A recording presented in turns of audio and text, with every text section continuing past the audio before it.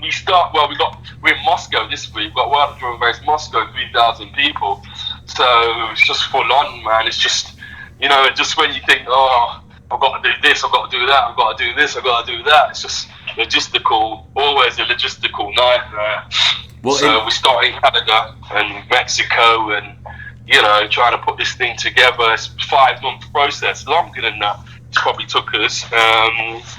But yeah, I mean, it's that stage now where the artists, we're sorting our flights and logistics and, how we're going to get from here to there, A, B, C. We just secured another artist, a big name, realistically. But they're going to come to Montreal and Cambridge, to be fair. Are we able to share who that name is? Yes.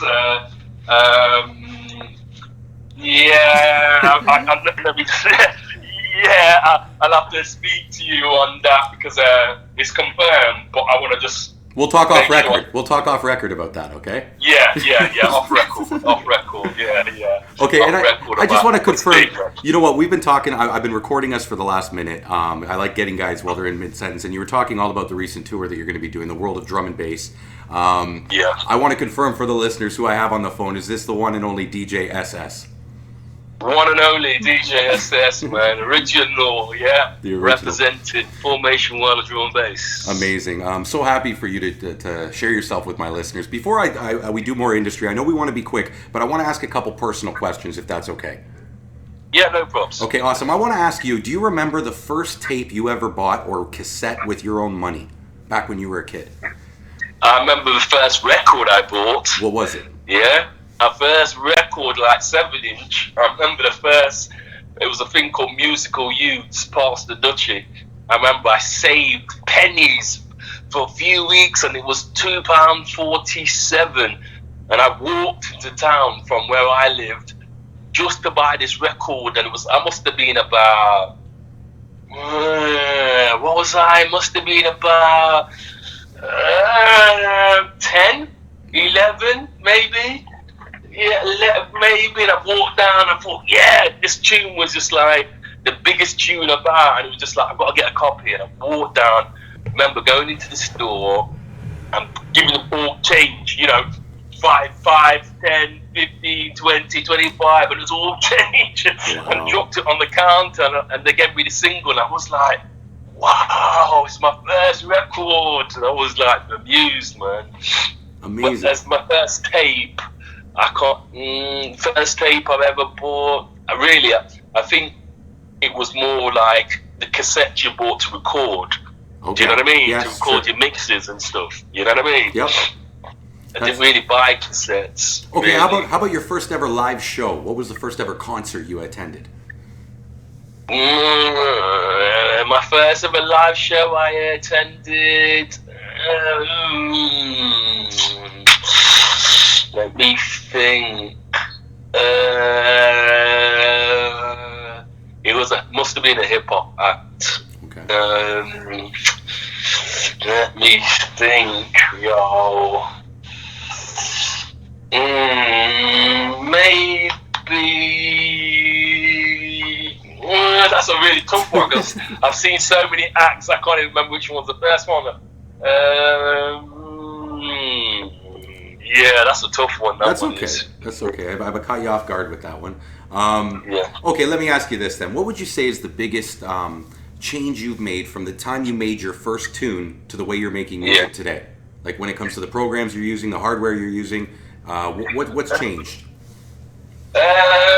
Really, when we started off, it was all about the sampler, really. What you can sample and what you can manipulate and stuff. Now, everything's kind of done for you. So it's a lot easier and everything sounds a bit more generic now. So what I've been doing for the last, I had the flu for the last few weeks, but before that, I kind of repatched up my studio. So repatching all the hardware that were just sitting there basically, and I repatched it all in my MIDI. So I was just, checking the sound out compared to the audio and the hardware and the audio. And it's light and day. So I'm at the stage where I've got this batch of stuff to do, but I'm going to put it through definitely hardware trying to have that more warm sound. Because before when we was making it, we never had the visual analyzation of, you know, looking at it and thinking, yeah, that's where the bass should be, that's where this should be, that's where it should kick. It was just about if it sounded good. You know, all them hits I made, it was just, yeah, it sounded okay. Loud, it sounded okay. We never had the referencing, nothing like that. Now it's all a bit analytic with referencing, and it has to be like this, it has to be like. That's why everything just sounds so generic and has no soul. So I think, you know, people like Break's music just sounds organic. You listen to his music, it just sounds organic and has that flavour to it. And I think a lot of us just need to go back to that original format, really, and make it more about the music instead of more about the techniques, you know? I understand you on a profound level, because as you're speaking, I'm thinking, you know, a robot could probably make very good music, but it would have no soul, because the mathematics would be there, right? The rudiments. That's exactly what I mean. Exactly. Soulless music. And, you know, when everyone's using Serum and everyone's using, you know, Massive, and everyone's using, I don't care what you say, it's the same sound. You might EQ it slightly different, but it's the same sound. And everyone, when they're referencing, they're trying to reference to another person who's used that same kind of sound. So you hear the same music that has the same sound. Do you know what I mean? So everything kind of sounds, it has that kind of generic kind of feel to it, you know? Yeah, no, I understand what you mean. What would you say then is, well, sorry, not what would you say. Would you say that a successful DJ this day and age must also produce? 1000%, yeah. In this day and age, yeah. To get breakthrough, you have to be producing. I can't remember the last actual DJ that's broken through. That's just a DJ. Do you know what I mean? And which is sad, really, because it's two different art forms, but it's about perception out here. And people listen to your music and they want to book the artist. They don't listen to a mix and want to book that DJ because it's a good mix, because it's so easy to mix now when you got with your record box and everyone's pre-programming their sets and stuff. So it's like people are, you know, doing 4-deck mixes, but they've pre-programmed it to a T and done this. Nothing's organic no more, and it's like robotic sounding type of thing, you know. So yeah, definitely you have to be producing to break through. You know what? When I think of DJs that have made it without me knowing them as producers, the guys that definitely jump out to me are Kenny Ken, Nicky Black Market, Brocky. Yeah. But what they do have is a lot of producers that work behind the scenes with them. Like they might have the only white label, if you will, that this one producer has released. Do you get what I'm saying? Yeah. Yeah, but even now, like Kenny Ken was with me. Ken was with me for like 4 years. He was producing. He was every day he was in the studio producing, trying to produce, and he's been producing for years. You know what I mean? Kenny Ken like that. Even Nicky Black Market started producing again. He was not produced loads, but he's started to produce loads now. Do you know what I mean? I say the probably more organic DJ is Randall. Yeah, he produces now, but he's more of a DJ. Do you understand what I'm saying? Yeah. It's kind of like that organic where you think, yeah, he's a DJ. You're not booking him for his tunes, you know. You're not booking him as a producer or anything. You're booking him because he's got the selection. You know what I mean? 100%. Okay, you're someone who's traveled a lot. As a matter of fact, the last time I met you, I kind of I felt bad for you because you were getting off one flight. You were literally going to perform a show, get back onto a plane, go somewhere else, and you had like 7 straight dates. And I can't imagine the toll it has on your body, which just showed what a labor of love you have for this music. And you've seen a lot of it. So I have to ask you, what would you consider was the pinnacle of jungle worldwide? The pinnacle with jungle was definitely the era where it blew up, for sure, because it brought a lot of different cultures together. You know, black, white, Asian. Do you know what I mean? It was that unique, and then from there was the spin-off was garage. It all came from the jungle, you see. Garage, bassline, it was all a spin-off. Even you ask Dizzy Rascal, he was a drum and bass DJ. Yeah? That's what he used to mix. He used to mix drum and bass and jungle. Yeah? And spit bars. Used to listen to Skibber and Shabba. You listen to their lyrics, Kano, they also listen to Skibber and Shabba. So that era was definitely the breakthrough, you know, the 94, 95, 96, 97, because then you looked at the other genres that came from it, you know, and you got to look at the bass music thing, even the offshoot of dubstep came from the reggae, but it was still after it had that jungle reggae dub. They all had the same kind of elements to it, and now people are going backwards to go forwards. You see the jungle things popping off hard again because the kids listening to now, it's new because they're sick of hearing that generic kick and snare thing. They're like, oh, this bass line, this reggae, this vocal, this, you know, this thing with the bass line, this sub, and they reconnecting, which is good. So, and that music stands a distance of time. You know, when you play old school set, you ain't gonna play half the stuff that you're gonna hear. You're gonna play that old era there because it's something you can remember. Do you know what I mean? Mm-hmm. Yeah. And I love hearing it from someone like yourself because you've been all around. Like, I live in Toronto. We were considered the second home of drum and bass in the early 2000s. Since then, things have changed. I like to think it's coming back to our scene. I like to think people like seeing yourself more than once in a year shows the revitalization. That's what after speaking to a few people, I don't understand what's happened to the Toronto scene where, you know, I'm speaking to people and they said like they're struggling to get, you know, 300 people and stuff like that in the raves. I remember when we done Wild Drum and Bass with 3,000 people there at government and stuff like that, and it's just like it's very sad to see. And we go to Montreal and there's got decent crowds there. We were going to like Cambridge and he's doing monthlies there, and I just don't understand why Toronto had not got something like that in Toronto. Do you know what I mean? It's really sad, really. But the amount of proper junglists they are there, it's kind of sad, really. We know they're there, but you know, we're all growing up, going old, going thingy. But it's the next generation. That's the whole thing with America thing. Where's the next generation of DJs, producers, ravers? Where are they? You know what I mean? They're not being guided or brought through, so they're listening to EDM, trap, dubstep, whatever the thing is. So they're going to just go to what they levitate because they're not really getting educated and no one's really bringing them through. Because I've always said there's this kind of gang mentality when it comes to, especially jungle drum and bass. You see the people in America, the people that are doing it, still the same people that were doing it way back 20 years ago. Do you understand what I'm saying? There's no new generation of drum and bass producers in that sense where, you know, you come UK and this whole jump up movement, it's kids. You know what I mean? It's a new generation, the kids, and they're all pushing through, creating their own thing. Where is that happening in America and in Canada? You know what I mean? I get what you're saying. I think one of the issues we have is people are afraid to take the liabilities and risk that come with throwing all ages parties. All ages are what kind of bring us into the next generation. It's a lot easier to rent a club, use the system they've got for you, you know, not have to pay the bar and not have to worry if someone gets hurt. I think those play aspects into why people aren't doing the all ages thing nowadays and why we're not seeing the next generation. But the all ages thing, we don't do all ages. To get in a club over here, it's 18 years old. Yeah, I know it's 21 over there. 19. If that's the age limit, that's the age limit. But it's 18 years old. They're going raving from 18.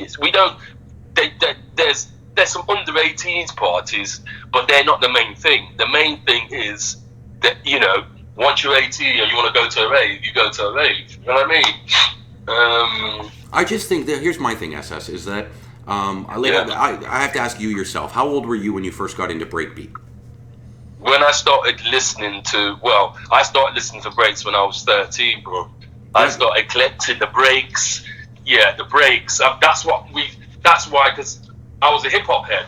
Sure. So I used to get the breaks of the records and sample the breaks and repeat it. That's where it all comes from. Yeah, that break came from hip hop and the soul funk and James Brown and stuff like that. And then we started doing the hardcore thing, but it was just a bit too cheesy. You know what I mean? Fall to the floor. So we was like, that's where jungle come from. People started using the breaks, adding the bass line, adding the vocals. You know what I mean? So coming from that, you know what I mean? I've always been a breakbeat kind of man, whether it's at, 80 BPMs or it's at 180 or 174, I do. And I think here's the thing. Remember when you talked about a jungle gang mentality? I think it's a lot of us that are junglists, let's say 30 plus, 40 plus, 50 plus years old. We began at 13, 14 years old. We didn't get into jungle at 30.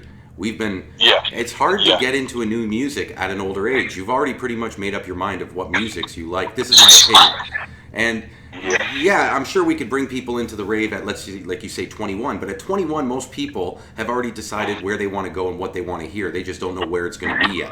So to try and turn somebody at 21 into a new junglist or even somebody into electro music, I think it's difficult. But I definitely believe it needs to happen. Otherwise, we're getting older and we have no one else to carry the baton. That's the problem. Right? That is the problem. And I remember, what I used to remember about going to Toronto in the early 2000s, it was probably even the late 90s, is the generation, it was like, they left school and the people, what they listened to was drum and bass. Mm-hmm. You know what I mean? I'd go to Toronto, it's like, all you kids are listening to jungle drum and bass. It was like, that was the trend. And it freaked me. I was like, wow, that's not even like that in England. Do you know what I mean? I remember going over there, it was like, used to go to the record stores, it's like, kids were in there buying the music, and that's the trend. Do you know what I mean? That was their coming to the raving scene, that's what they got into. And then maybe when they got into thinking, they started listening to house or whatever. But that was the thing in Toronto. That's what amazed me. You know what I mean? So to lose that so badly, you know what I'm saying? Because you had a culture. We had a culture where. Sorry, go on.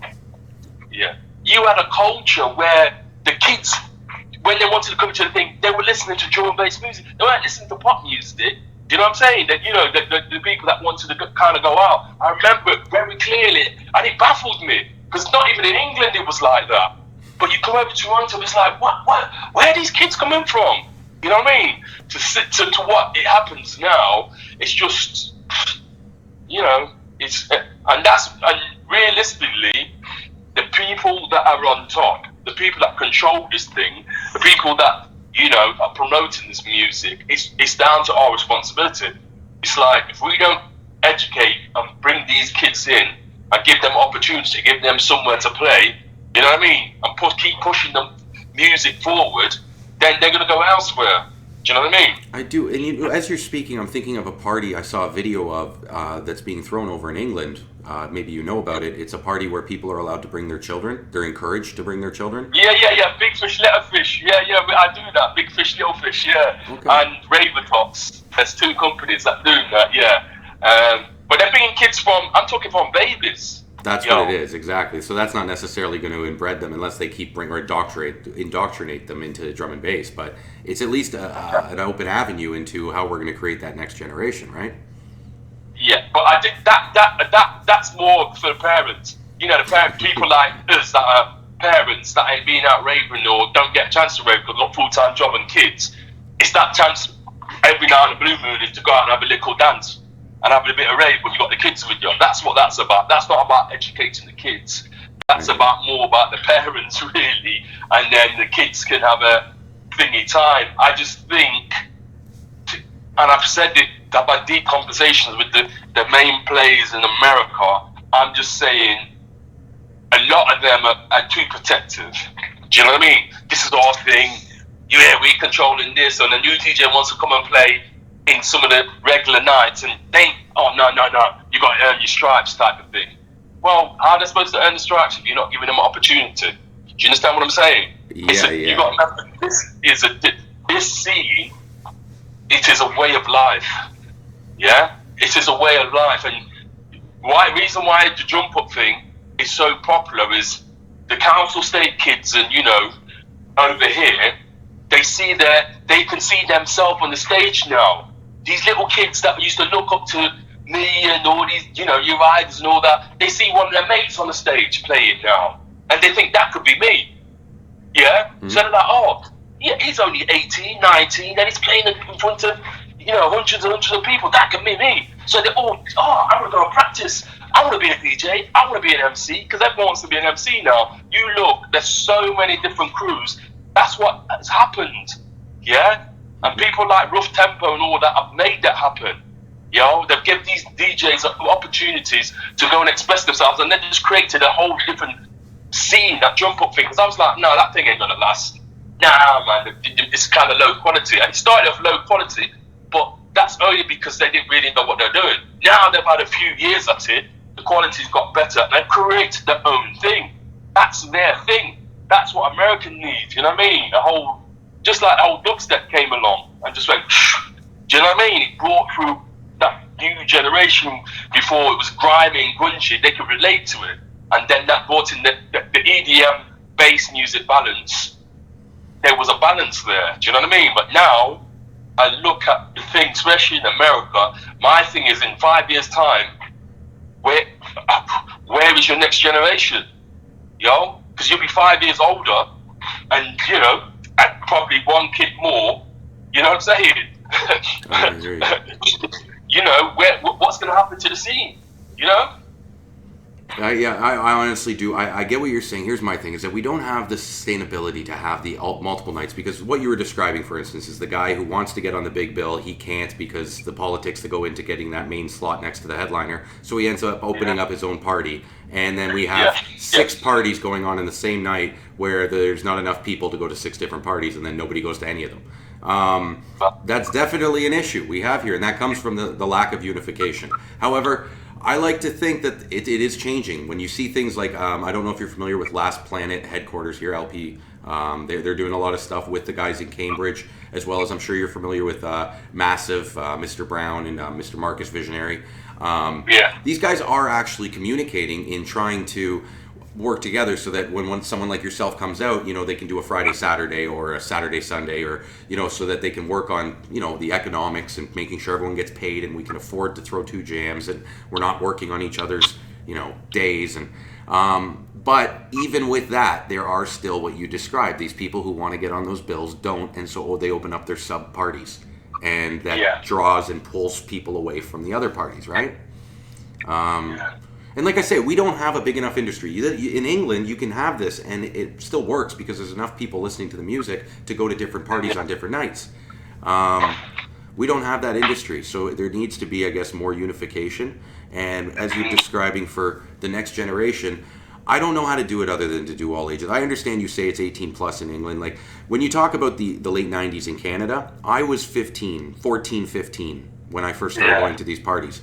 And that's the late 90s. Now, I wasn't legally allowed in the clubs, but they had places like Comfort Zone, Sunshine Wayne's, Basement, that although the legal limit was 19, people were in there that were 14, 15 years old. Nobody cared, right? That doesn't exist anymore. And there's no one willing to take those liabilities or risks to have those venues. Other than Cambridge, which you've seen. Like, not to say that there's kids in there, but there's no security stopping it. You know what I mean? Yeah.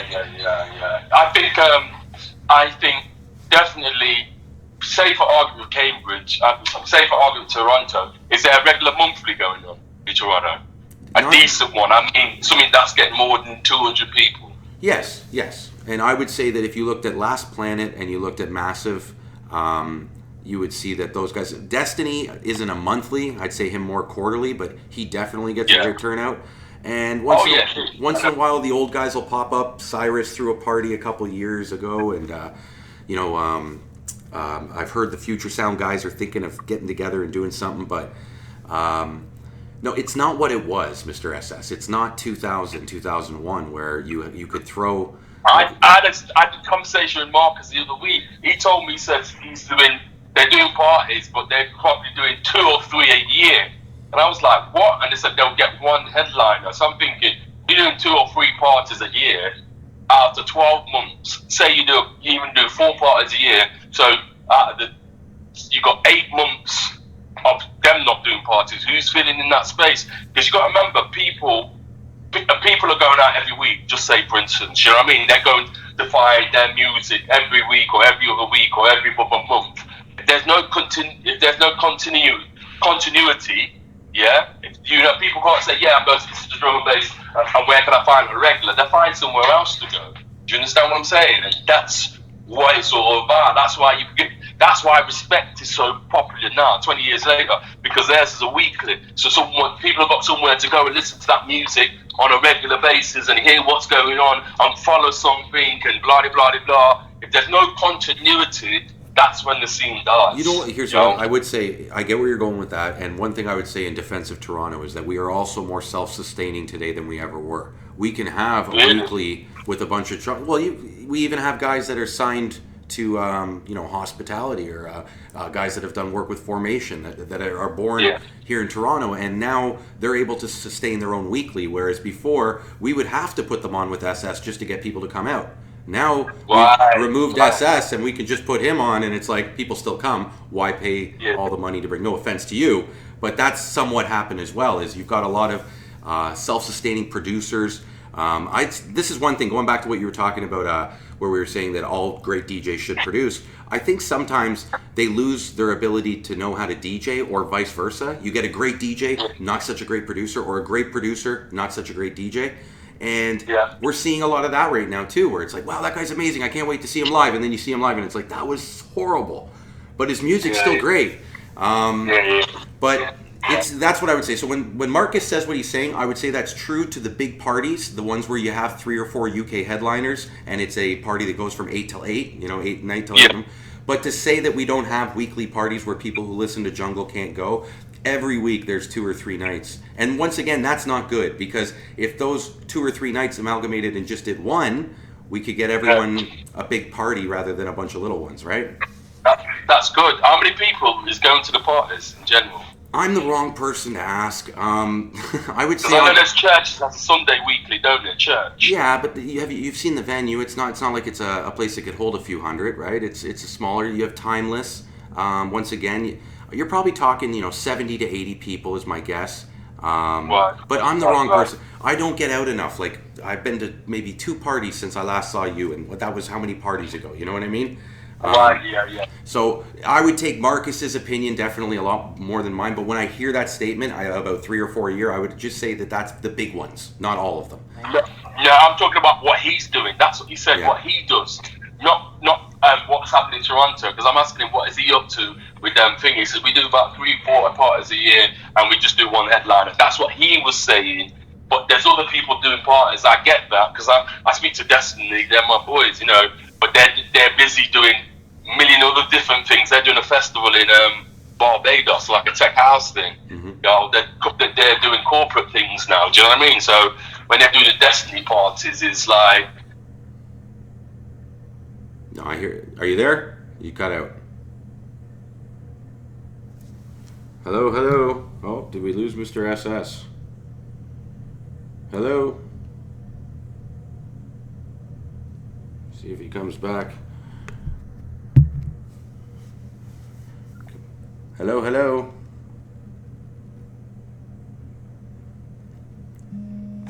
there he is. This is what happens when. Hello.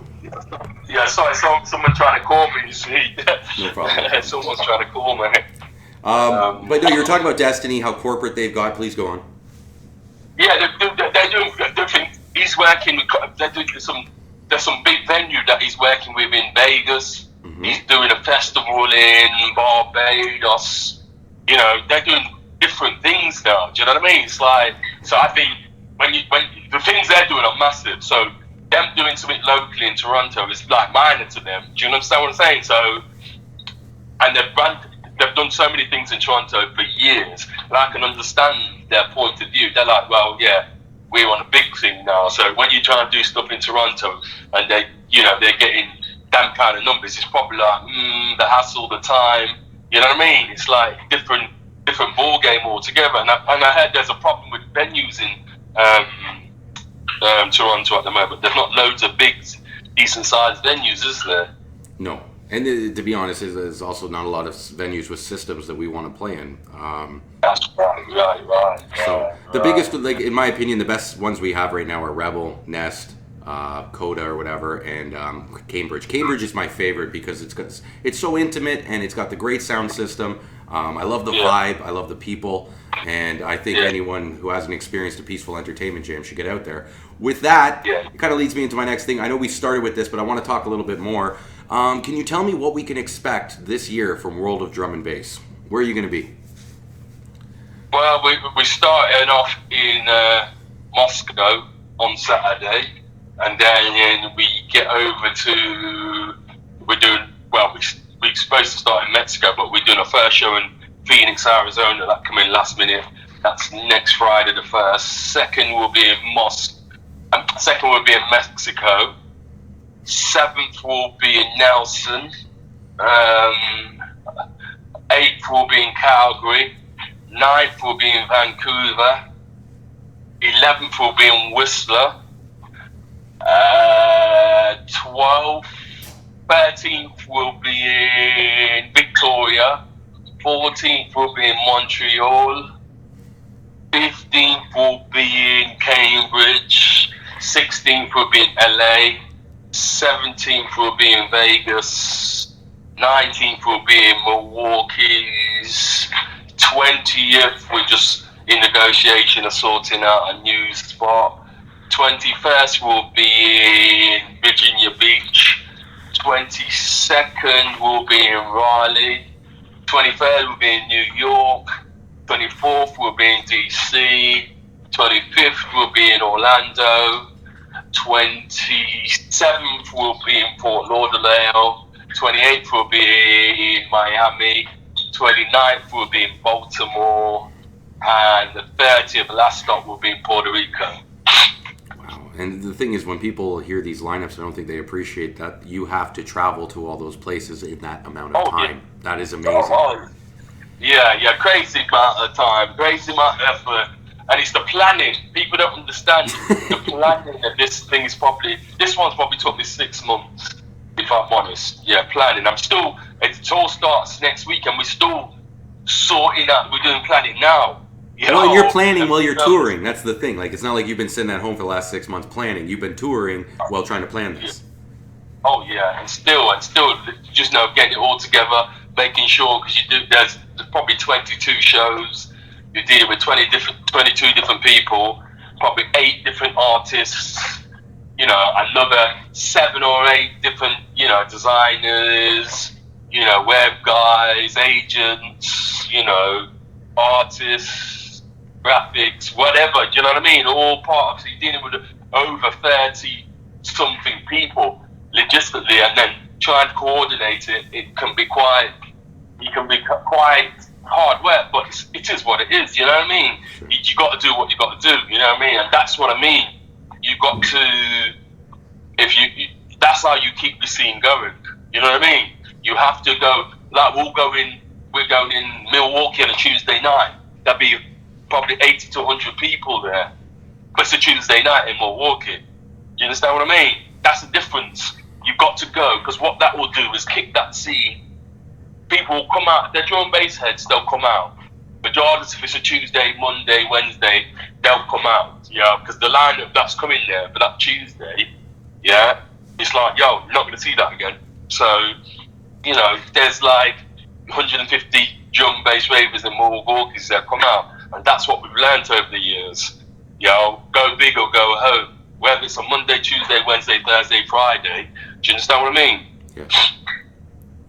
I honestly, I have a total newfound respect for you guys. Like I said, seeing the way you were when you got off the airplane, talking to guys like Kenny, yourself, Groove, right? Like, to see the amount of labor that you put into this work. And I've said to myself, like, I want to be home by 2 a.m. just so I can lie in my bed and pet my dog. I cannot imagine finishing, getting on a plane, going somewhere else and doing it again. But you must love this that much to do it the way you do. Well, the reason why America and Australia, you do it like that because it's only a period. It's not like we're doing it every weekend. Do you know what I mean? This is like, you go to America, that's what you got to do, yeah? To do it properly, because most people go to America and they'll do 5, 6, 7 dates. But we're going out there, because we've been doing it like 20 years, let's do this thing properly. You know what I mean? Yeah. Let's try and hit as many places as possible. You know, and then represent. And when you're home, you do what you got to do. You know, because I don't like when I'm here at home. I don't like running about. Do you know what I mean? I'm not running about to do 2-3 gigs a night. Forget all that. Done all that madness. No. I want to do one on a Friday, one on a Saturday, and I'm happy. You know, I'm more than happy because it's like, you know, I think the UK is oversaturated because there's so many people. When we was doing it, you had a pool of 30, 40 DJs. Now there's probably a pool of 400. You know what I mean? Sure. 300 DJ artists that they can choose from. So it's oversaturated. And it's like, for such a small country, so much going on. It's crazy. I'm just like, where? They do drum and bass? Where? There. Wow. There. You know what I mean? Because this new generation of ravers, you know, the new generation of D&B heads, jump up kids, they're everywhere now. It's just like, you know, well, and even the university kids are on it. Do you know what I mean? I do, and the thing I find really interesting is that nowadays, you know how they got it. Typically, it's the internet. But what was it like for you back in, let's say, 95, 96, when there wasn't such an easy conduit to the sound, when you heard people across the Atlantic were hearing your music? Like, how did you react to that? It's crazy. It's when I first went to Australia, I was like, Australia? And I went with my record bags. And I remember playing in Melbourne in this club, and the club was so packed. It was a weird place. It was just like, but it was so rammed that you couldn't get no more people in this venue. Packed. And I was just, and you don't take it in, you just think, oh yeah, I'm in Australia and the club's busy. But it was so rammed, they couldn't get no more people in this thing. And I'm thinking, how did they even hear my music? Do you know what I mean? Where you know, how the concept of, because there weren't like radio shows and loads of things like that. It was just like, yeah, drum and bass, yeah, you go Australia, and it was just rammed, and it was like, and at that time you don't appreciate it because you're just in a bubble. You know what I mean? You're just in this little bubble doing what you're doing and thinking, oh yeah, I was Australia, oh yes, that's yeah, and you don't appreciate it. You think, yeah, okay, that's cool. But now looking back at it, thinking, wow, going to places like Sweden, Stockholm, and just places are just so rammed out, just packed. I remember me and Shy Flex going back to a place in a day. It was so rammed they couldn't get no more people in. The building was shaking, and we were just like, oh yeah, okay, you know, 98 or something like that, 798. Just crazy, man. It's nuts. Just crazy. Some of the things you see, and you don't really appreciate it at the time.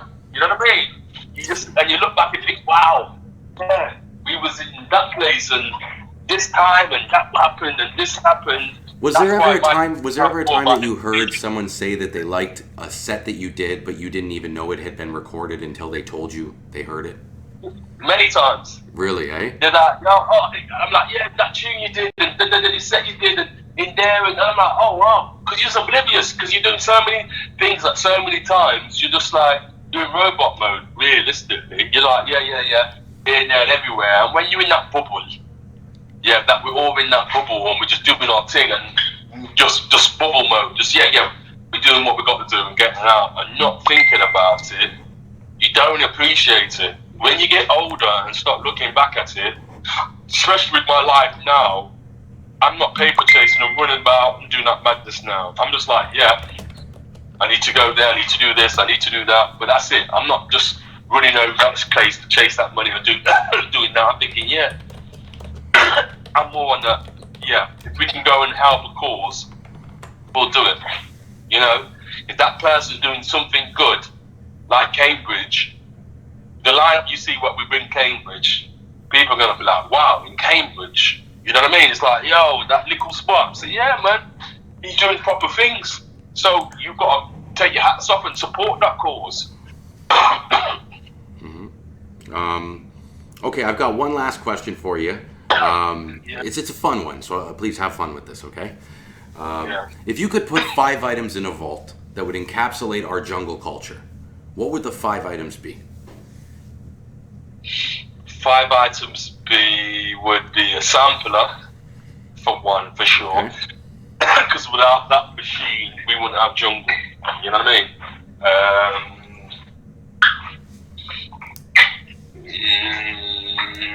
Maybe my first dub plate. To say, yeah. In fact, my first dub plate when I went to play, I made my tune, like say in the afternoon, and I was playing a big rave in my area. So I was like, yo, I want to play this at the event. And I was like, how do I do it? And the man says, yeah, you can go to London and cut this dub plate thing. And I'm like, dub plate, what's that? He says, yeah, go to this place. Jumped on a train, found this place called Music House. He cut my record, and I had my physical record in my hand. I just made it that night. Do you know what I mean? And I had the physical record in my hand, and I was gobsmacked. I was like, wow. And then when I played it at the rave, it was like, yo, I only made this yesterday, you know. Blam! I played it in front of 1,000 people, like, yo, I'm just like, no! That blew me away. So, dub plate, for sure. Sampler, dub plate.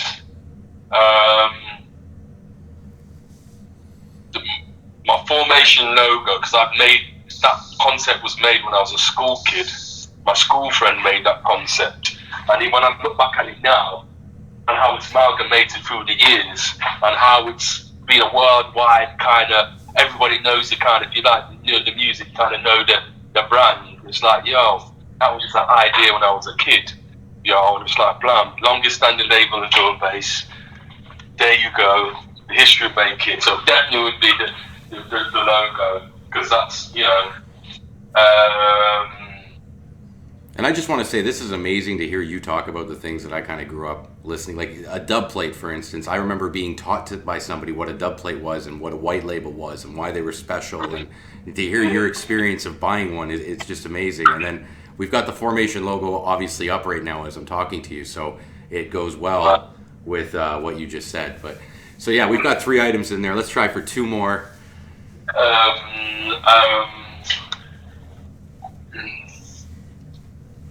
Maybe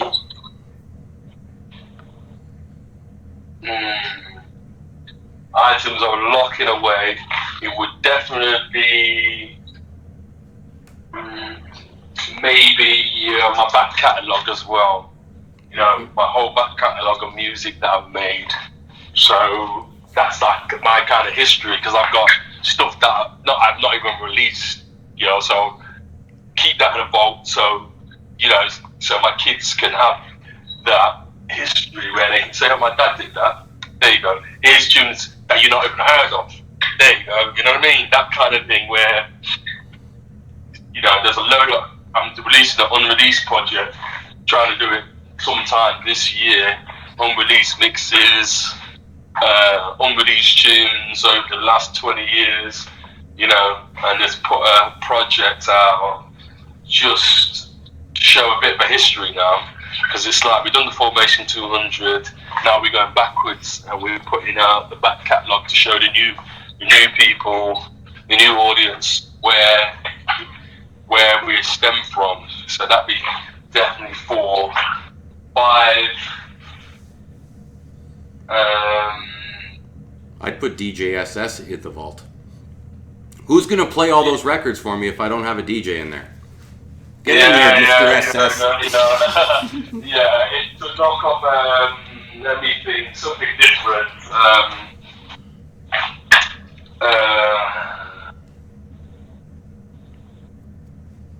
Maybe, I'll tell you what it would be. Maybe my Bible, because it's the only book, one of the only books I've ever read. And the Bible. It's like, you know. So that would be my thing. My sister bought me a Bible for Christmas, and it took me about 3 years to read it. And like, blam, I've done it. Now I listen to it daily. Because I've never been a reader. You know what I mean? Even when I read the papers, it's like, what's the sports page saying? Yeah. Look at the headlines. Look at the few things. See you later. I've always been that listener type. So that would be my 5th item, my Bible. Interesting. So you consider yourself a pious individual, very religious? Yeah, definitely. I'm a churchgoer, so okay. I'm dealing with positivity. Religion is man-made thing. It's like I'm kind of, I follow God. Spiritual. It's a relationship difference, you know. Sure. And you know what? I think it's admirable that you've read the Bible. I think a lot of people have a word about the Bible yet have never read one. So, no, I think that's awesome. Here, I want to talk to you a little bit more. So stay on the phone with me, but I'm going to sign off to the listeners. Is that okay? Oh, no, man. Yeah, no problems. All right, there he is. Guys, remember, March the 15th, he's going to be down here with a few others. We're not going to get into those details and spoil it right now, but keep locked on Peaceful Entertainment. I'm going to have some links below to this man's music. As always, thanks for tuning in. Mr. SS, say goodbye. Yeah, big SS. Drum Sound Bassline Smith will definitely be with me on March 15th, and we've got one more headliner that will be announced this Friday. Big. There it is. There you go. All right, guys. As always, thanks for tuning in. Until next time, peace out.